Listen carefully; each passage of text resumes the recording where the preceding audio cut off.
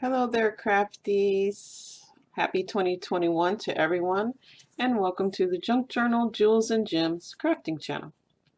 So I have a paper project I'd like to share with you today. It's kind of a combination of a junk journal and a greeting card. I've also included a pad in there, a notepad in there, and that's how I've come up with the name Junk Journal Jottie. So stick around a while and I'll show you how I crafted it. So you can use this junk journal Jottie for anything. Let's see if we can get one there for you. Jotting down a to-do list, capturing creative ideals when they hit you, a bedside notepad for dreams. But what I'm going to be using it for today is specifically for someone to be able to record memories. Normally, when I make this type of thing, a type of card like this, I will use the envelopes. So we're familiar with the envelopes. I've got a trio set of envelopes here. And the only thing, because I want this to last a year or so of someone being able to record memories, is that the edges will start giving. You can see the tension points start getting a tad bit kind of rough around the edges, so to speak. Even when I've tried to like put a packing tape on the inside to give it a little bit more stability, it just starts wearing. I kind of tote this around with me as a means to advertise my product. But the edges after a while just start taking on a little bit too much of a raggedy look, and I don't want that. So because this project is being made specifically for someone, I want that pretty to last a while. So I was trying to think, what could I use? And I just kind of thought about the file folder, because normally I will use the file folder. I've used it before as tags. You know, it's firm enough where you can build on it, but it's not as heavy as a cereal box where it just makes things weighty right off the bat. And I recall seeing a folder by Brenda Lindstam. I think it was called Altered File Folders. And she did like a double, she did a double fold with the regular file folder. She did the double fold. And then she went on and folded it one more time, creating like a triple fold. So it created a lot of pockets. I thought that was neat, little tucks and stuff. But even with my bone folder, I couldn't keep it flat enough. It was still like boinging all over the place. So I kind of tweaked that ideal and left it at a double fold. And so this particular card that I'm making, it's more like a sympathy card without the sadness. A little bit like a junk journal without the messiness. So I'll show you how I did it.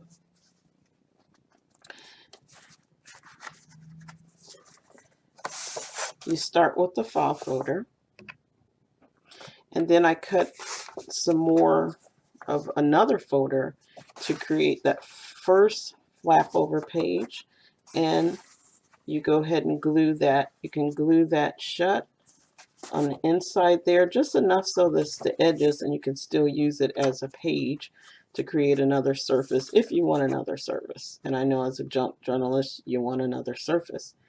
So the sewing was easy for me because I have a sewing machine. I don't use it for absolutely anything else but for crafting paper. I also put one on the back side doing the same thing. And I went on and made my hole punches on the inside. If you fold the folder so that the pockets are on the inside, or the part that you normally open to file the papers, it gives you the paper, it gives you the tucks and the pockets on the inside if you want. Otherwise, you flip it the other way. So with the second piece, I know I wanted to use this as a brace, I guess, because that's going to hold my pad. And then on the other side is where I had the tuck. So that's just the base of the card that I've created, or the junk journal Jottie. Let me get that straight. That's the base, the foundation of how I was able to create it. So I'll show you what I did from there. Now, file folders come in all different colors, but what I'm going to do for the ones I'll be getting on Etsy, I've got a whole stack here that I'll be finishing up, and the next video I'll show you my selection I have before I put them on Etsy. But I'm going to stick just with the two colors to keep things simple. Personally, I like the more traditional manila folder, and I'm going to call this my toasty line because I'm going to work with the brown inks to be able to put that around the edges and everything. And it usually works with warm colors. So each folder that I was creating, I went on and popped in some paper so that I knew that I would have colors. And like I said, the warm colors usually go with the manila folder a little bit easier. For people that really don't take to that warm, vintagey, on the verge of being grungy look, I will use the white folder.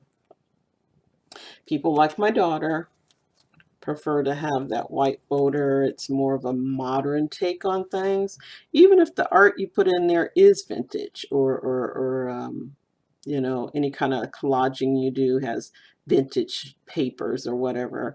You can still go ahead and edge it, and I've chosen to call this my classic black line because I'm going to use the black ink to hit around these edges of the white folder. And this particular one, I was able to use, you know how you'll have the plastic covering on a lot of products you get. I went on and covered that first page to kind of keep it a little bit. But I really like this one too. Came out pretty nice. But let's get into the one that I did. The card that I did was for my sister. It's really in memory of her grandmother. We shared her grandmother together. I mean, my sister was the bio granddaughter, but there was enough love, of course, to go around, so we shared her grandmother. And this is what I have for her. Normally, I will start off with some kind of greenery, a nature scene. So I was able to get that in, back it off with a little bit of cardstock, and create a tuck. And my inspirational gem that I used for this project was the amethyst, because for one, it was it's her grandmother's birthstone in February, and for two, I'm going to use it to represent the state of Georgia where she was born. And I know in North Georgia you can go, there's this mining camp you can go, bring your tools, and just dig away. And if you're lucky, you know, find yourself a nice chunk of stone, of amethyst stone there. So I've got the purple, which isn't the easiest color to use for me. It's not my favorite, but it's not about me. So I got some purple plaid in there, and tried using the plastic on this. I outlined it with black marker. I don't know if I like that. I might have to glue it to the edge too. But in the process, I created a tuck. This first page here, I just thought it was so appropriate. I found this in a magazine, read it in Georgia, some old magazine. I try to just use them. We can't drop them off at doctor's offices anymore, so I'll find a way to incorporate this stuff into my artwork. I did a circle punch of this sketch gentleman here who is representing Grandma Betsy's grandfather, Mr. Lee. He was born in 1865, so a lot of history there. And that's really what this is about. You know, it's about recording the memories of her grandmother. And these are things that she will be able to show her grandkids. You know, her grandkids are really young right now, but you know, when they get older, when they get into history class, usually if you can, you know, kind of base history on a family member or things that were going on that affected your family, it'll stick a little bit more. So this is what really inspired me with this product, or project rather. On this page, I just love, it's so reminiscent of an art wall, of a gallery wall. Another digi here, 1909. And this, I really tried to keep this significant to Grandma Betsy's life. You know, I really wanted it to keep focus on that greatest generation era, those that were born at the top of the 20th century, all the way, I think it carried through 2 decades, like 28 or 29 or something like that. And she was born in 1923. So, I mean, almost 100 years she made it. I mean, that's a lot of history. So, this house was built in 1923, and this is the only place I've ever known them to live. And I just thought it was so neat. I'll put the address, you know, the year that it was built. I wonder if that determined whether that's the one they really, really wanted to get. But we would go visit her after school sometimes, and she would say, "Go to the bread box." Like, how many people still use bread boxes? And there would be goodies there, usually Twinkies. Like, she always went to that Wonder Bread store, and we just had our fill of Twinkies. So when they were going to leave, it was like really sad, but they're not going anywhere. They also had that family doghouse plaque that every other family had in the late 70s and early 80s, I think. So hopefully that'll put a little smile on her face.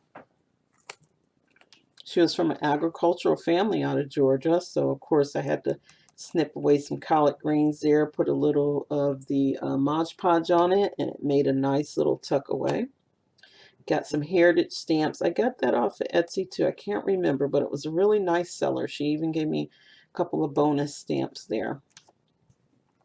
I'm waiting on my 1923 penny. This will be with the 19th century that goes on Etsy first. So this is a 1897 penny. But I'm waiting on her 1923 penny. I hate that I'm paying $1 something for a penny, but you know, hopefully the kids will realize that it's got a, you know, it's a wheat penny. What is this? You know, like, okay, that's what it was before it turned into the penny we have now.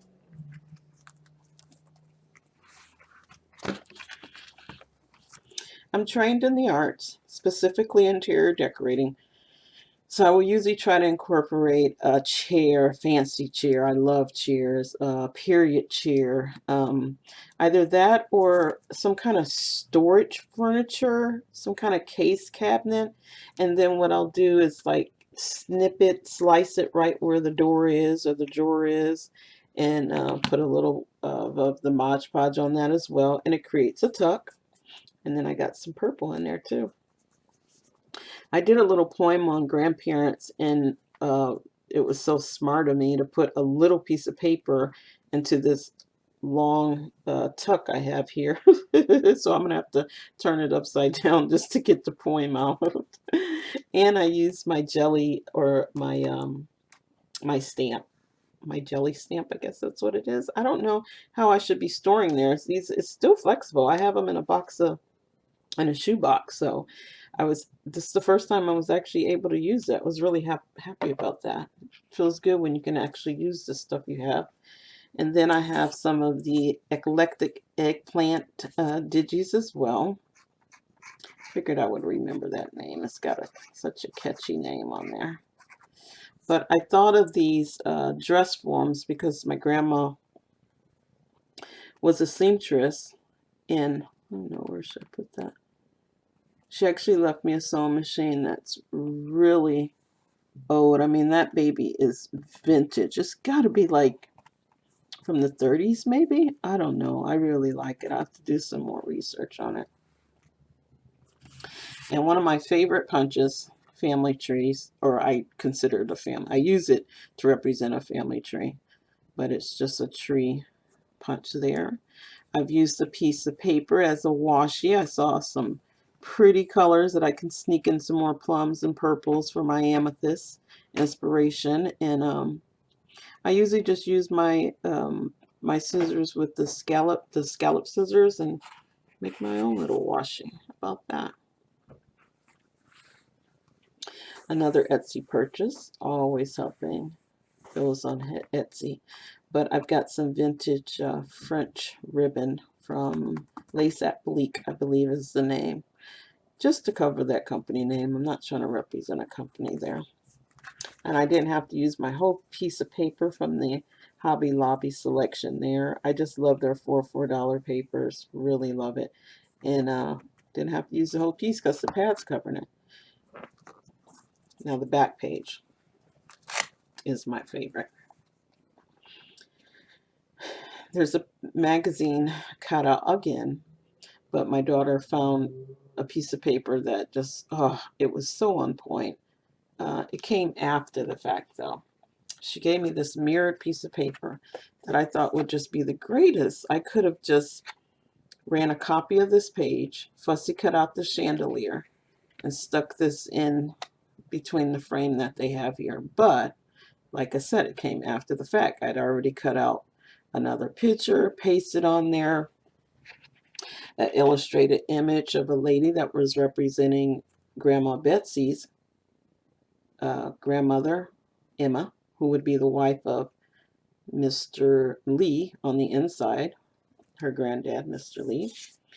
But I want to put Grandma Betsy's illustrated sketch here and imply that my sister is looking on the inside of the mirror, and as descendants of people that are our family members, we're always walking in their shoes. We're always standing on their shoulders. And I just love that. And I really hope my sister looks. I have to stop. I can't worry about that mirror image. That would be perfect there. You know, you got to rein yourself in sometime and stop, or it could just go on forever. But I'm sure she'll like it. I hope she likes it. And I hope you guys liked it too. If you enjoy the everyday arts, be sure and subscribe to my channel. If you have any kind of comments or suggestions, I'm new here, so be sure and leave a comment for me to help me grow and make things a little easier. I'm realizing that being organized is important. I'm learning that. My bone folder just keeps running away for some reason. If you enjoyed the content today, be sure and smash the like button as well. Let me know I'm off to a great start. And I'll see you guys another time. We'll talk about the rest of my jot down jotties that I'll be getting ready to put on Etsy. I'll show you how they all came out. Thank you guys for now. Enjoy your day.